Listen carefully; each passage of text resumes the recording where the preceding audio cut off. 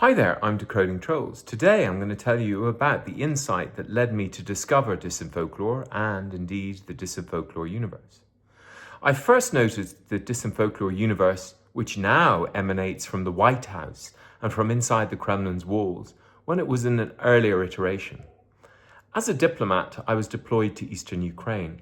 Between 2015 and 2018, I led a patrol group from 19 countries. Russia had invaded Ukraine in 2014. The mission I worked for had been tasked by 57 sovereign states with establishing the facts in relation to specific security incidents in Ukraine. One Saturday morning in Stanitsa Luhanska, just as I was about to go on patrol with a group of 8 fellow peacekeepers, my manager phoned me. He had received a request from the MGB inside the Russia-occupied part of Luhansk. The MGB was so called to conjure up the folk memory of the Stalin-era predecessor to the KGB, which was also called the MGB. According to my boss's account of this request, a doctor inside Russia-occupied Luhansk had walked into the MGB office. The Russians called the part of Luhansk which had been occupied since April 2014 the Luhansk Folks Republic. From the Russian occupier's perspective, the LFR was an inner realm constructed of what today I call disinfolklore, combined with ultra-violence of a psychological, physical, economic, and sexual kind.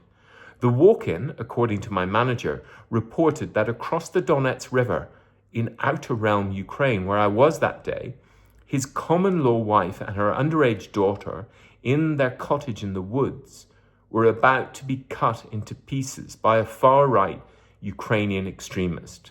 My supervisor tasked me with checking on the common-law wife and her underage daughter. There were a number of red flags which immediately struck me. Something sounded intuitively artificial to me about the linguistic formula common-law wife and underage daughter.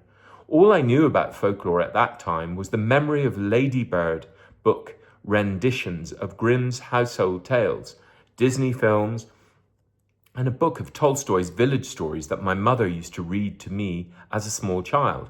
I did not then know about Carl Jung's theory of archetypes, which he calls the organs of our imagination, according to which the mother and the maiden are primordial archetypal archetypes.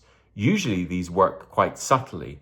When the MGB was called the MGB because of a previous iteration of the terror apparatus in the Russian state, this was not concealed archetyping. This was explicit archetyping. Nevertheless, the almost perfectly pitched troll for a specific emotional reaction in protective males' minds who would then undergo any ordeal to rescue such a damsel in distress as the underage daughter and the common-law wife from the ogre aroused my suspicions.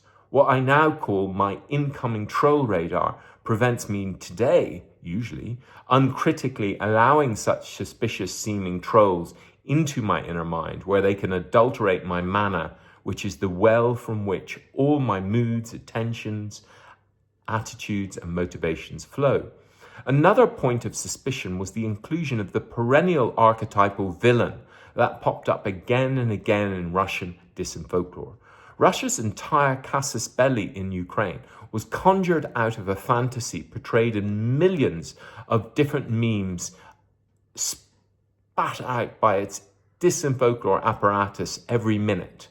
A group of Ukrainian Nazis, led by a democratically elected Jewish president and Jewish prime minister, it might be added, was holding 42 million Ukrainians hostage, and only Russia was capable of rescuing them from the state of false consciousness that this diabolical fate engendered in these Ukrainians' minds. Pravi Sector was the perennial bogeyman which, in general, all-purpose bête noire in Russian disinfolklore, not least because after Russia's self-declared polite folk and little green men invaded Ukraine, Pravi Sector had immediately organized civilians into a powerful military force that prevented Russia from taking too much territory. And you won't be surprised to hear it was Pravi Sector who was supposed to be cutting this woman and her underage daughter into tiny pieces. The cut into pieces aspect of the supposed threat facing the maiden and the mother also seemed unnatural and anomalous. I had been working in the war zone for 14 months and I had never encountered such primal savagery except in copious literary artifacts in Russia's Disinfolklore apparatus, which it was my job to collect and analyze on a daily basis.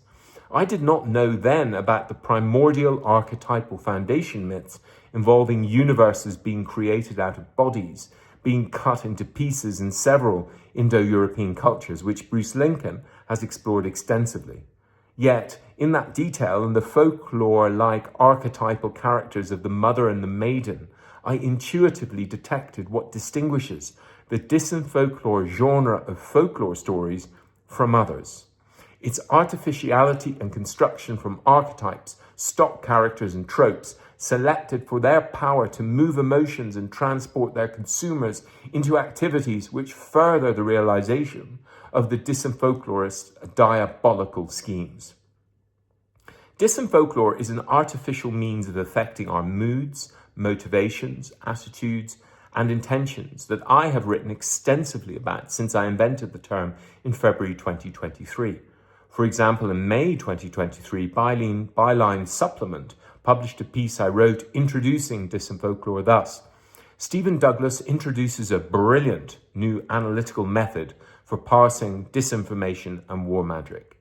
Disinfolklore, in all of its many dimensions, summed up the many-sided aspects of a decade of research into the intuition I had that afternoon, which arose from the Mother and the Maiden episode, that Russia was using insights gleaned from folkloristics to create a Disinfolklore universe in which the identities of consumers unconsciously were being transformed. The true purpose of the Russian Disinfolklore apparatus would only become clear to me after the full-scale invasion of Ukraine on February 24th, 2022. It was then I realized the goal of the Disinfolklore apparatus, which I saw transforming the identities of Ukrainians inside the occupation into thinking that they were Russian, was to prepare them to participate in suicidal meat assaults against the Ukrainian army. As soon as I had finished speaking to my boss about the tasking, I recounted the contents of the call to my patrol group. I noticed the immediate change in intention and motivation that came over all of us. My objective was to find a means of avoiding going to the cottage in the woods where the cutting was supposedly about to take place without making a fuss. One of my colleagues, a retired London Metropolitan Police officer with whom I generally never saw eye to eye, demonstrated to me that he was with me on this one. What does he expect us to do if we find them being chopped into tiny pieces? The retired policeman scoffed, with characteristic scorn for our office-based manager. However, another colleague, a retired Bulgarian army general, was immediately motivated to rush to the house, the cottage in the woods, of the mother and the maiden to rescue them. Another colleague wanted more information. I agreed to call my boss and ask for some further context. I was hoping to wake him up from whichever spell the receipt of this information from the MGB had placed him under. What shall I do if we find them being chopped into tiny pieces? I had asked him. I hoped this would make him come to. Call the police was his inadequate response.